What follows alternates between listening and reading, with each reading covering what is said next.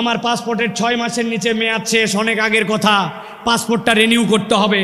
পাসপোর্টে যাওয়া, অফিসে যাওয়ার আগে আমাকে লোকজন বলছে প্রস্তুতি নিয়ে যায়েন। আমি চিন্তা করছি প্রস্তুতি মানে বোধহয় কলম কাগজ, তাই তো নাকি? জি না, প্রস্তুতি মানে মাল পানি, ঠিক কিনা? আমি এইগুলা নিয়ে গেছি। যাওয়ার পরে এখন পাসপোর্ট অফিসের দোতলায় আমাকে খালি ঘুরায়, অনেক ঘুরায়া, টাকাও নেয় না, কাজও করে না, কি জ্বালা। অনেকক্ষণ পরে বলছে নিচে চলেন। দোতলার থেকে যখন আমাকে নিচে নিয়ে আসছে, নিচে আনার সময় একটা সিঁড়ি, মধ্যে একটা ল্যান্ডিং, এরপর আরেকটা সিঁড়ি, এক ধাপ সিঁড়ি পার করে মধ্যে যে জায়গা, ওই জায়গায় দাঁড় করায় বলছে টাকা ছাড়েন। আমি বললাম ভাই, তোমাকে এই টাকা দেওয়ার জন্য তো বহুতক্ষণ ধরে আমি ঘুরি, তুমি এতক্ষণ ঘুরাই এই জায়গায় এনে কেন টাকা চাও? বলে হুজুর তাহলে শোনেন, এই বিল্ডিংটি পুরাটা সিসি ক্যামেরা নিয়ন্ত্রিত, আমরা মনিটরে চেক করে দেখছি, পুরা বিল্ডিংয়ের সব জায়গাটা ভিডিওতে আসে, খালি এই জায়গাটা ধরে না। তো যেই জায়গাটা ধরে না ওই জায়গায় উনি টাকা খায়। তাহলে দুর্নীতি দূর করতে চান আর দেশকে সোনার বাংলা বানাতে চান, কখনো এটা সম্ভব নয় যদি না মানুষের দিলকে আল্লাহর ভয়ে ভীত করে একটা উন্নত চরিত্রের প্রজন্ম তৈরি করা না যায়, শিক্ষা সংস্কার করা যদি না যায়, এই প্রজন্মকে কখনো মানুষের মতো মানুষ এই বাংলাদেশকে সোনার বাংলাদেশ বানানো সম্ভব নয়। কিন্তু আমরা দেখেছি আমাদের শিক্ষা ব্যবস্থায় গাফলতি, নানান জায়গায় গাফলতি।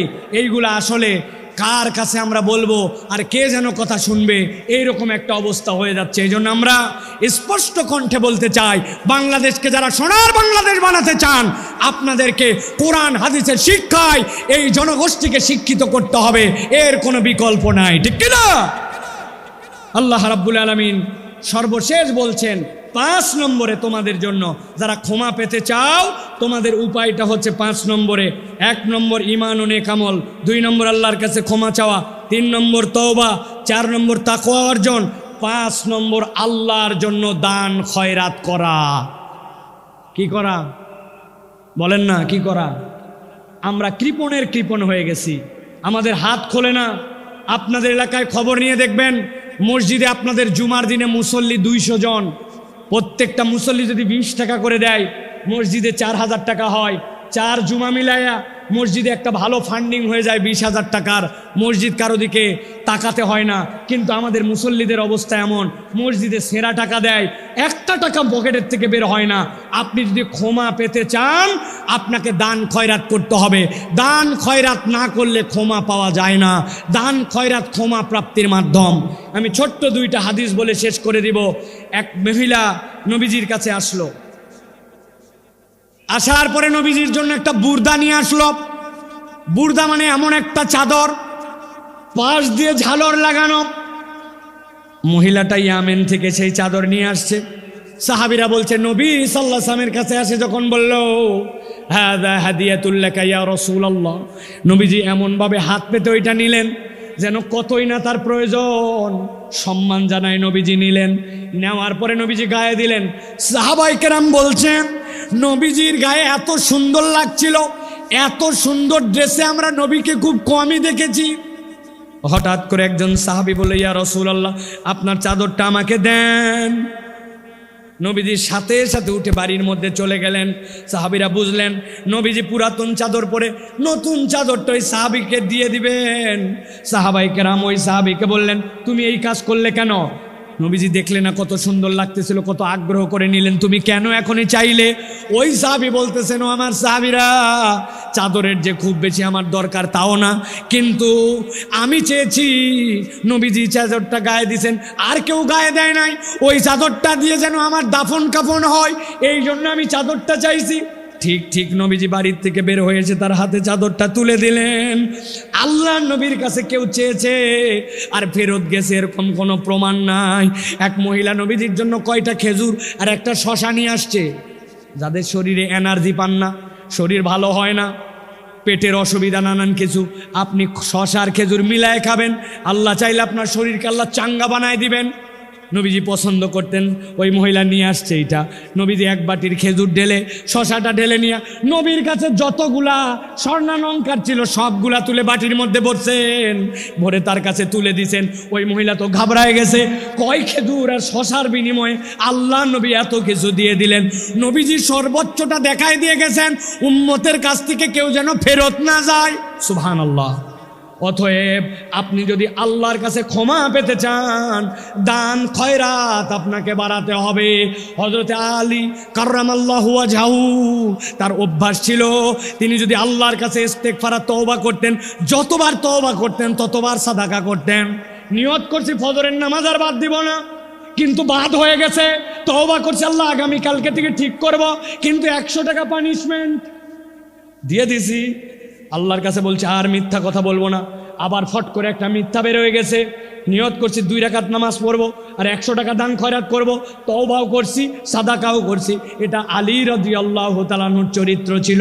এই জন্য আল্লাহর কাছে যদি ক্ষমা পেতে চায়, মুসলমানের চরিত্র কৃপণ হবে না, মুসলমানের চরিত্র হবে হাত খোলা।